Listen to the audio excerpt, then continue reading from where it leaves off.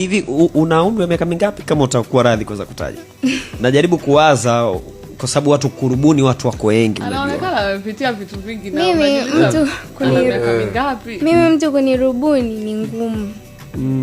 Yaani labda tu mimi mwenyewe ndo niamue kwa mjinga. Kwa mambo yote ambayo nimepitia. Anakuja anirubuni na nini? Si ndio winga mzima yani unamrubuni vipi? Una miaka mingapi? Around kama 17. Sio kweli. Labda ukisema 20 sawa naelewa. Ila 17 sio kweli. Kwa nini sio kweli? Is it? 17 umeshaenda hadi Kenya kwambia piga mbanga nyingi kweli. Hongera. Kama kwa una miaka 17 na unapitia yote hayo. 17. Una miaka 17. Serious?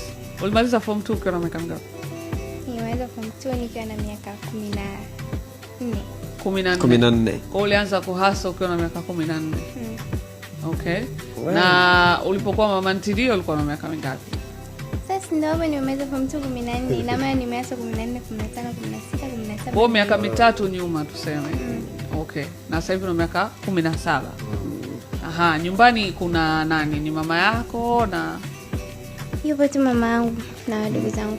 Okay. Hakuwa na shida labda wewe kuja kujitafutia Dar es Salaam peke yako au kama hivyo kusainiwa, sio kusainiwa lakini kuwa kwenye makubaliano ya kimuziki na mtu?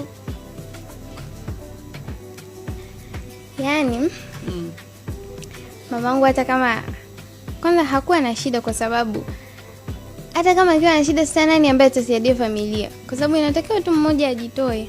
Na mtu mwenyewe kujitoa ni mimi. Kaka yetu wa mwisho ndo huyu ana miaka mingapi tu. Kwa hawezi. Okay. Una mpango wa kujiendeleza kimasomo any day?